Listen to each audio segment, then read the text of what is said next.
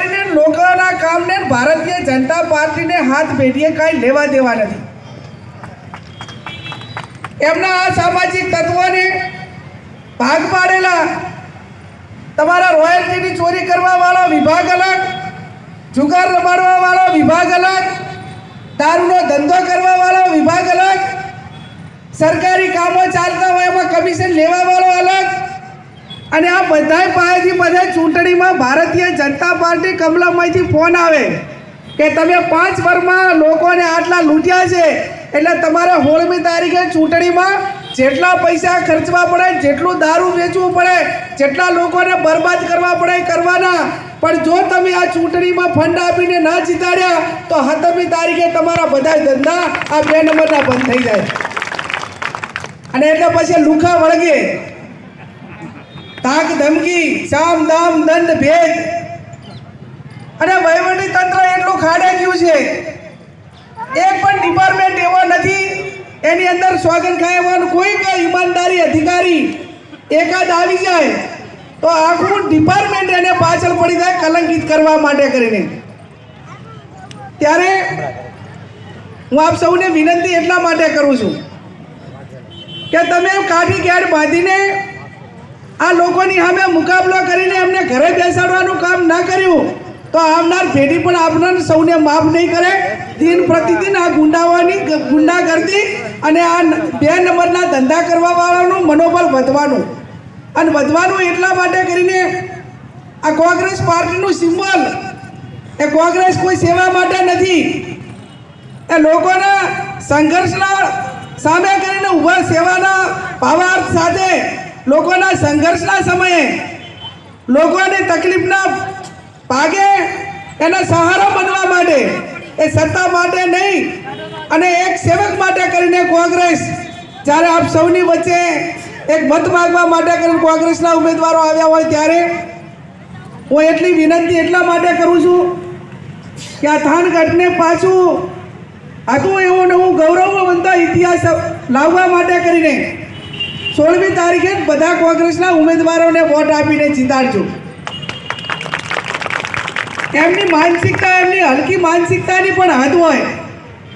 એમને ખબર છે કે કોંગ્રેસ પાર્ટીની મીટિંગ છે તો અહીંયા સરઘસ કાઢવું, દેખાવો કરવા અને લોકો ઉપર દબાણ લાવીને અમે કહેવા છીએ તમે કાંઈ નથી.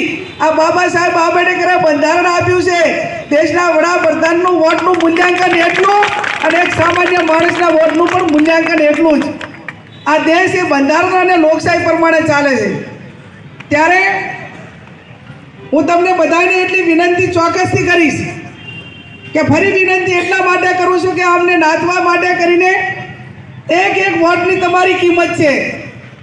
કોઈ ભાઈમાં આવ્યા સિવાય અને આ કોંગ્રેસ પાર્ટીના આગેવાનો આ નવસાદભાઈને હું આજ જેટલા અભિનંદન આપું એટલા ઓછા છે કે એમણે કોઈ પણ પ્રકારના ભય વગર એમને જેટલા કામો કાળા હતા એ તમારા વચ્ચે મૂક્યા છે કે આટલા કાળા ધંધા કરવાવાળા લોકો છે. વહીવટી તંત્રને કીધું કે આ કોઈ કાયમી સત્તા નથી રહી, તમારે સાઈડ પર નોકરી કરવાની છે. તમે જે પગાર લ્યો એ ભારતીય જનતા પાર્ટીના લુખાઓ પાસેથી નથી લેતા, એ આ ગરીબોના ટેક્સના પૈસાનો પગાર તમે લ્યો છો. અને ટેક્સના પૈસાનો પગાર લો છો ત્યારે તમારી જવાબદારી ઈમાનદારીથી જેમાં તમે નોકરી કરો છો એમાં ઈમાનદારીથી ડ્યુટી બજાવવાની જવાબદારી એ આ વહીવટી તંત્રની છે, જે તે ક્ષેત્રમાં, જે તે ડિપાર્ટમેન્ટની. તમે સારું કર્યું છે તો તમે આ કદાચ નોકરી કરતા હોય કે નહીં કરતા હોય પણ લોકો વર્ષો સુધી તમને યાદ કરશે. અને કદાચ તમે કોઈના દબાણમાં આવીને કે સરકારના ઇશારે કે હપ્તાના કારણે નોકરી દરમિયાન લોકો ઉપર અત્યાચારો કે દબાવવાનો પ્રયત્ન કર્યો તો ઠીક છે, તમે અત્યારે સત્તા ઉપર છો એટલા માટે બરોબર છે. પણ સત્તા ઉપર નહીં હોય અને અથવા તો તમારો પરિવાર પણ હારો નહીં પાકે, અહીંયા કુદરત તમને અહીંયા પણ પહોંચશે. ત્યારે મને સમાચાર મળ્યા કે ભારતીય જનતા પાર્ટીનો એક નગરપાલિકાનો સભ્યએ મહિલા ઉપર હાથ ઉપાડવા માટેનો પ્રયત્ન કર્યો. એ લુખાને હું કહેવા માંગુ છું એક મહિલા તરીકે કે તારી તાકાત હોય ને તો અત્યારે અમે આ ચોકની અંદર કોંગ્રેસના આગેવાનો ઊભા છીએ અને કદાચ બીજી તારીખ આપશે. અત્યારે આ લોકશાહી છે, અમે ગાંધી ચિંતા માર્ગે ચાલવાવાળા, અમારી વિચારધારા ગાંધી વિચારધારા, અમારી ગોડસેની વિચારધારા નથી.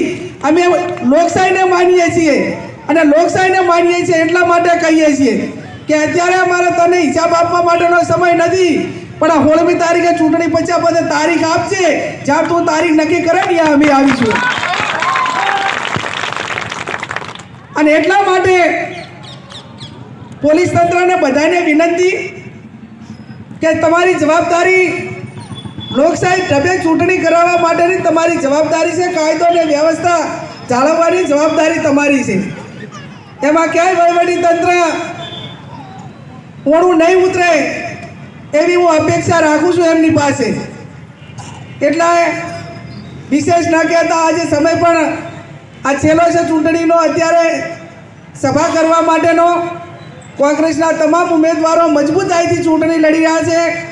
આટલા દિવસોમાં પ્રચાર પણ એમણે ખૂબ સારી રીતે કેમ્પેન કર્યું છે. તમારા બધાનો મૂડ જોતા મને એટલું તો આ ચોક્કસથી નવસાદભાઈ થયું છે કે જે થાનગઢના લોકોમાં કોંગ્રેસમાં તાકાત છે ને, આજ ખુલ્લે આમ એમને ચેલેન્જ ફેંકવા માટે કરીને આજ તમે બધા અહીંયા ભેગા થયા છે.